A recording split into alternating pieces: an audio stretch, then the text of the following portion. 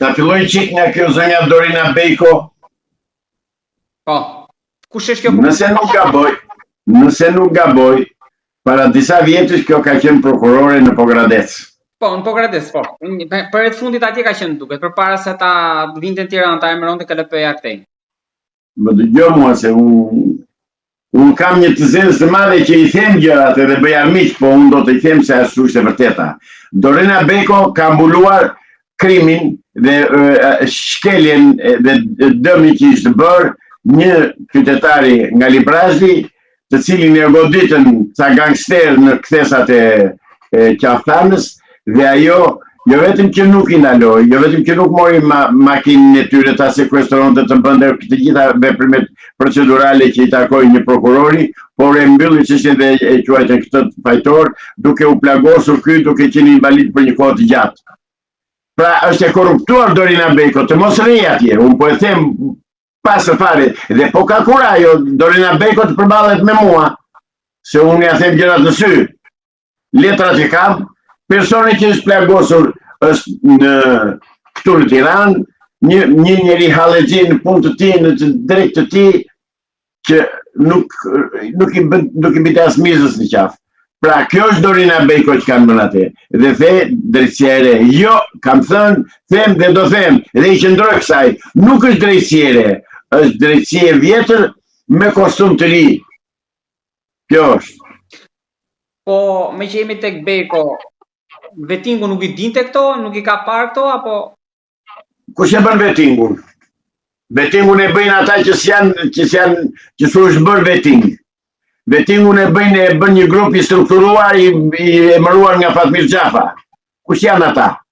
Kanë dhënë llogari cilët janë, doli që Ina Rama ka qenë bashkëpunëtor i sigurimit shtetit edhe e këtij që thonë shërbimit informativ kombëtar, Shqiput. Atëherë si mund të rri akoma ajo në krye të gjykatës kushtetuese atje ku është?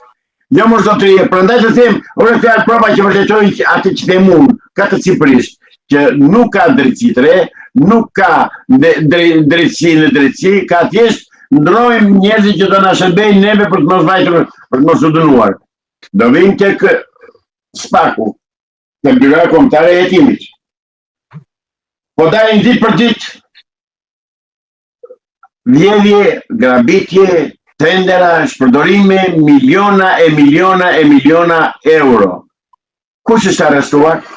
Jo më larg se dje portali pamfletit jepte listë emrash të qytetarëve që janë për të dënuar, për të gjykuar, për të arrestuar, dhe asnjë nuk lëviz.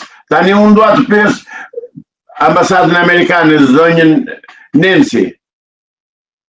Dhe inshallah, po e di që do shikoj njerëzit që ka atje.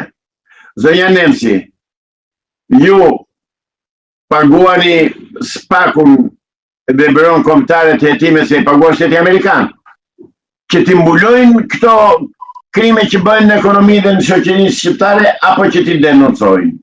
Sepse deri tani Spaku nuk ka arrestuar, nuk ka dënuar asnjë, nuk ka çuar për gjykim asnjë nga këta oligarkët që kanë vjedhur edhe që vjedhin për ditë, nga këta politikanë që duke shfrytzuar karriken e shtetit, po vjedhin për ditë.